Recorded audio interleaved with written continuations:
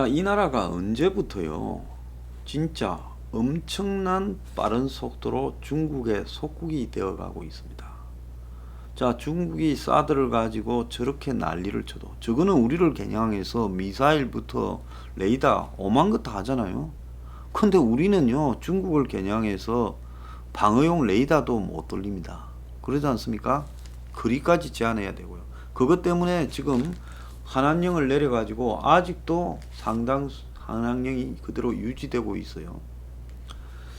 자, 그것뿐만 아니라 한국 대통령을 불러놓고 그 앞에서 기자를 주워 패고 혼자 반미기면서 길들이고 있습니다. 물론 그런 짓거리를 당하는 이 문가 집단, 북한과 중국 앞에는 질질 매는 이 한국 주사파 패거리들, 한국 좌파 패거리들의 한마디로 사대주의적 근성이요, 저는 기가 찬 거예요. 한국에는 민족주의를 이야기하는 것들이 꼭 중국한테 사대주의를 이야기합니다. 왜?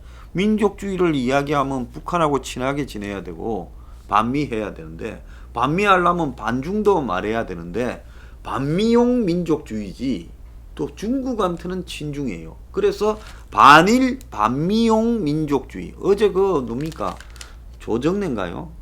맹세기 700만 권 책을 팔아먹었다라는 지식인이라는 소설가가 말한 꼬라지 안 보세요. 늙어서 그런 정도로 헛소리를 할 것 같으면 죽어야죠. 자, 그런 사람이 하는 꼬라지 한번 보십시오. 자, 그래서 반미 반일용 민족주의고 친중으로 갑니다. 그러니까 민족주의라는 거는 어느 나라든 우리 밖에 나가면 다 배제해야 되는 게 민족주의인데, 이게 또 친중으로 가고 있다는 게 이게 참 해괴한 거예요. 지금 네오나치나 미국에서 거구라든지 뭐 또 유럽을 휩쓸고 있는 거구들을 보면 이 자기 민족 외에 이민족이나 다른 민족에 대해서는 대체로 포괄적인 배타적인 부분으로 가지, 특정한 민족에 대해서는 수그리면서 특정한 민족에 대해서만 이 배타적인 그런 민족주의는 없어요. 그건 민족주의도 아닌 거예요. 자, 최근에 이 BTS에 대해서 리아드는 요즘 와리 가는 데마다 시끄러운가 모르겠어요. 그건 이제 좌우간 한미 관계 발전에 기여한 공로로 벤플리트 상을 수상했습니다. 자, 그래서 이 벤플리트 상이라는 거는 그 6.25 때 영웅이잖아요. 벤플리트. 그걸 이제 그분을 기념하는 상으로 한미 관계에 기여한 사람들에게 주는데, 빌보드 차트 같은 데 가서 지금 상위를 오랫동안 점하고 미국에 그만큼 알려졌으니까 한미 관계에 소통을 했다고 이 상을 줬겠지요. 그런데 한국 정쟁 70주년을 그 언급을 하면서 수상 소감에서, 올해는 한국 전쟁 70주년으로 우리는 양국이 함께 겪었던 고난의 역사와 많은 남성, 여성의 희생을 기억해야 된다, 이렇게 말을 했습니다. 별 말도 한 거 아니에요. 양국이 동맹으로 혈맹으로 침략군에 맞서 싸웠다, 이래 말한 것도 아니에요. 눈치 실컷 보고 했겠지요. 원래 장사꾼들은 중국에 돈을 의식해 가지고 한국에 엔터테인먼트 있는 사람들은 이런 거 중국 기분 나쁠 말 안 합니다. 일부러 안 했어요. 그랬는데 양국이 겪었던 고난의 역사라는 말에 중국의 네티즌이 분노했다 그러고, 양국은 한미를 의미하는데 한국 전쟁 당시 중국군의 고귀한 희생을 무시하는 거다. 이거 남의 나라 전쟁에요 끼어 들어와 가지고 생짜로 지금 자기들이 한국과 미군 유엔군을 갖다가 희생시켜 놓고는 이딴 짓을 하고 있어요. 자, 중국은 항미 원조라고 미국에 맞서서 북한을 도운다고 여기 기어 들어와 가지고 최근에 또 중국이 여러 가지로 어려워지니까 이걸 미국하고의 싸움에서 이겼던, 뭐 자기들 이겼다고 주장하는 그런 6.25 때의 그런 어떤 전적지 등을 강조하면서 선동을 하고 있는데, 이 부분에 대해서 BTS가 국가 존엄을 건드렸다, 이렇게 해가지고 이제 BTS에 탈퇴하라 어쩌라 막 난리를 치고 있습니다. 참고로 벤플리트 장군은 제임스 벤플리트로 한국전에 참전한 미 8군 사령관이에요. 그래서 95년부터 이 지금 상을 수여하고 있는데요. 중국이 한국전에 참전해서 이런 짓을 할 지금 전혀 맹분이 없는 일에 했는데, 중국이 지금 자국의 젊은이들한테 점점 이 중화 민족주의를 이렇게 심고 있어요.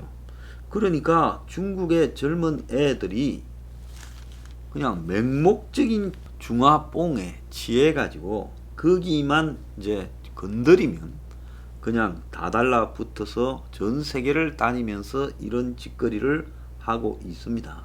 자, 그런데 중국 정부에서 이게 조금은 문제가 되겠다. 자, 그래서 전 세계 외신들이 이 문제를 중국의 민족주의적 편협성을 지금 비판적으로 보도를 하고, 이런 상황에서 이 문제로 한국과 중국 사이에 또 민족 감정 자극이 되면 손해겠고, 이것 자체가 또 좀 무리한 시비다 싶으니까 이 외교부가 브리핑을 해서 BTS 문제에 대한 보도와 네티즌의 반응을 주목한다면서 뭐 미래를 향해서 함께 가야 된다 어쩌고 저쩌고 헛소리를 하면서 이 일을 수습하려고 지금 썩 하고 있습니다. 자, 그런데 이 와중에 주미 대사가 지금 또 이야기를 했지요. 과거 70년간 한국이 미국을 선택했다고 해서 앞으로도 70년간 미국을 선택하는 게 아니라 미국을 사랑할 수 있어야, 우리 국익이 이익이 돼야 미국을 선택하는 거라고 지금 황당한 이야기를 하고, 경제 문제 때문에 중국의 중요성을 인식해야 한다는 것이 우리의 경험칙이다. 마늘 파동이나 사드 때도 보지 않았느냐. 얼마나 뒤에 이 후폭풍이 컸냐. 사드 같은 일이 생겼으면 되겠느냐. 이런 소리를 했습니다.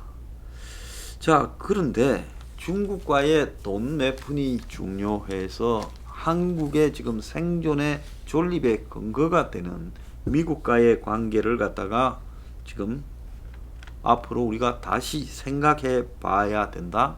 미국하고 이익이 없으면 헤어질 수도 있다. 중국 쪽으로 갈 수도 있다. 이런 소리를 했다라는 것은 이거는 있을 수 없는 이야기예요. 자, 미국과 한국 간의 관계를 한번 보십시다. 한국은 미국이 없으면 절대적으로 존립이 불가능합니다. 6.25 때 그랬지 않습니까? 미국이 한국전에 개입을 안 했다고, 북한이 내려와서 한국을 먹었다고, 그렇다고 전 세계가 공산화 되었을까요? 일부 좀 심했을 수는 있죠. 그렇지만은 미국은 당시 동서냉전이 시작되던 시점에서 서방의 보스라는 책임감 때문에 한국에 와서 유엔군까지 끌고 와서 싸워서 한국의 반쪽을 지켜낸 거예요. 그 덕에 우리는 지금까지 살아온 거고요. 그러지 않습니까? 물론 한국 국민들을 위해서 100% 그랬다고 볼 수 없지만은 결과론적으로 미국이 한국을 많은 희생을 치르면서 지켜줬고, 그 이후에도 또 70년간 계속 미군을 여기 남겨두고 한국에 원조를 해주고, 그리고 기타 군 장비와 물자 등을 다 주면서 한국을 지켜주는 결정적인 역할을 했다는 겁니다. 미국이 없었다면 한국은 베트남처럼 벌써 공산화가 되었겠죠. 전 대구도 남을 민족적인 속성을 가진 나라라고 봅니다. 원래 이 나라의 국민들의 상당한 속성이 식민지적 이 스타일이 몸에 배어 있어서 미국이 없었다면 한국은 아마 이 정부가, 남한 정부가 유지가 안 되도록 이렇게 이 좌익부터 시작해서 자생적인 공산주의자 흔들어 제꼈을 겁니다. 미군이 있고 이 정도 경제가 발전했는데도 이렇게 위태위태한데, 만약에 없었다면 벌써 그냥 끝났지요. 그러지 않습니까? 제가 생각할 때 60년대 끝났다고 봐요. 자, 그렇게 본다면 좀 불편한 진실이지만은 북한은 지금 중국이 지켜줬습니다. 그러지 않습니까? 중국이 없었다면, 중공이 없었다면, 6.25 중공군이 아니라면 벌써 북진 통일이 되어서 국경이 압록강, 두만강이 되었겠죠. 그런데 중국이 그걸 막은 거예요. 그러면 지금 북한의 존재는 뭡니까? 중국이 지켜주는 과거 조선, 선조시대 조선 같은 중국의 식민지 국가죠. 그러니까 김정은이 투가면 중국에 가서 상의하고 오고 그런 거 아닙니까? 그래서 북한은 중국이 유지시켜주는 나라인 거예요.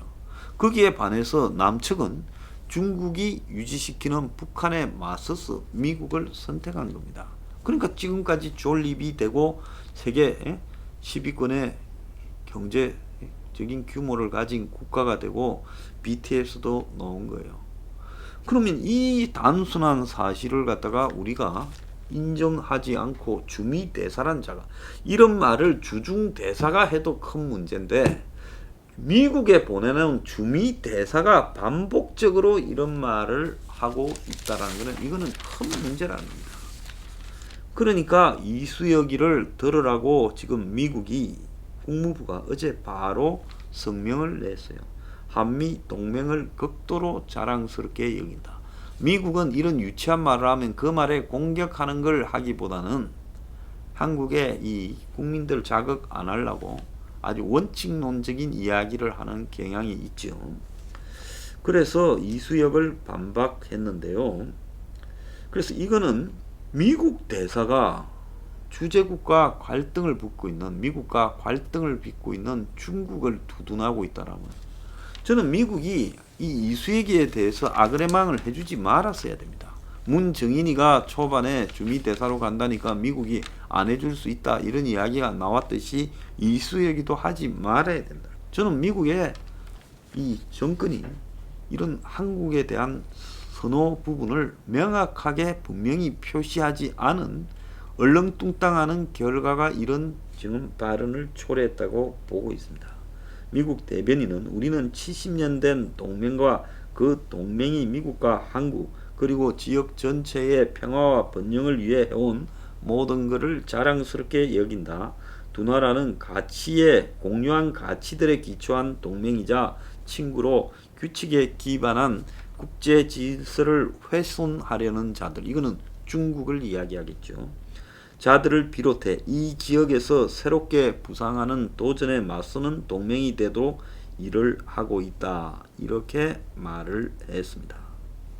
자, 얼마 전에는 강경화가 쿼드를 미국이 만들어서 미국, 일본, 호주 그리고 인도 이렇게 해서 4개국이 안보 경제적으로 중국을 포위하고 한국도 거기 들어와라 이런 이야기가 있는데 한국이 안 들어가겠다고 하고 강경화는 불필요하다라고 이야기를 하면서 트러블이 일고 있었죠. 그런데 지금 이 SCM이라는 게 미국에 열립니다. 한미 연례 안보 회의가 있는데요. 제가 어제 그 서욱 국방장관이 이제 군용기를 타고 갔다 했지 않습니까? 그게 이제 오늘 조선일보에 나왔어요. 공군 공중급유기를 타고 갔대요. 공중급유기는 자기가 남한테 기름을 줄 수 있으니까 지가 가진 기름은 많지 않겠어요? 그러니까 미국까지 한국에서 아마 이 국방부 장관이 비행기 전선에서 갈 수는 없을 거고 어디 안 서고 바로 갈 비행기는 이것밖에 없었을 거니까 공중급유기를 타고 갔는데, 그러니까 주유차를 타고 간 거예요. 미국 가는데. 그런데 이제 미국 쪽에서 나오는 이야기가 그 짧은 데도 있는데 왜 먼데 오나 하는 이야기를 했다고 제가 비꼬았다고 말하지 않았습니까?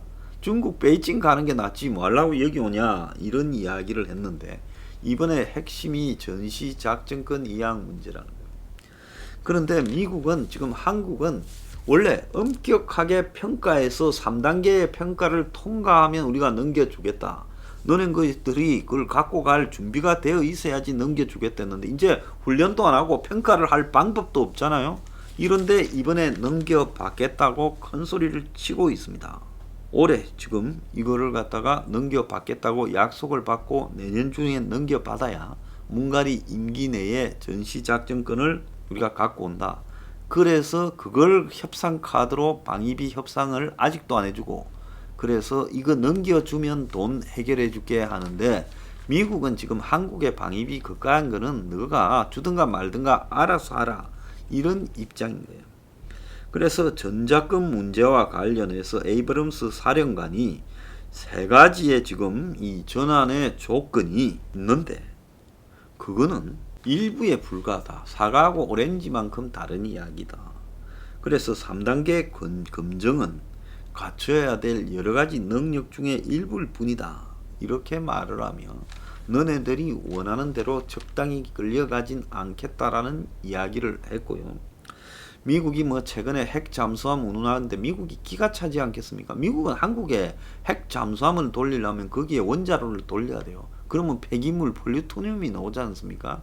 그러면 북한 보고 비핵화라는데 한국이 핵 잠수함을 돌려가지고 하는 부분에 대해 미국이 허용해 줄 수가 없죠. 미국은 안 되는 소리 하지 말라는 겁니다. 자, 그래서 최근에 지금 이 중국을 향해서 가고 있는 한국의 이런 이 좌파들의 중국 해바라기요.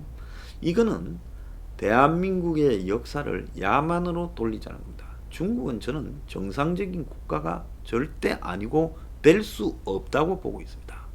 저 사람들 머릿속에는 이 정신이라는 건 없는 민족이라고 저는 보고 있습니다. 그래서 중국은 저는 경제적으로도 지금 끝을 향해서 가고 있다. 제 책 서포 15조에도 서술했습니다. 그래서 무너지기 직전에 중국을 껍데기만 보고 지금 저기에 코로나 환자가 뭐 며칠 동안 한 명도 없다? 14억 인구에 그 말이 됩니까? 그러면서 얼마 전에 한 명 나왔다? 웃기는 소리 하지 맙니다. 중국의 경제 통계를 믿습니까? 자, 얼마 전에 코로나 유행하니까 곧바로 노점상 경제 이야기 나온 나라입니다. 그래서요, 중국과 우리는 거리를 두고 헤어져야지. 중국하고 가까이 가다가는 미래는 없다라는 겁니다. 경제요? 좀 있으면 중국하고의 경제적으로 엮인 게 덕이 아니라 엄청난 데미지로 한국에 다가올 겁니다. 그래서 중국한테 돈 몇 푼 벌어먹겠다고 지금까지 비굴하게 굴고 또 좌파들이 겉으로는 민족주의 하면서 반미 반인 민족주의만 이야기하면서 친중으로 가면서 사대주의적 속성을 드러내고 있는데요. 지금 저자들과 헤어지지 않으면요, 한국은 치러야 될 대가가 엄청날 거라고 봅니다.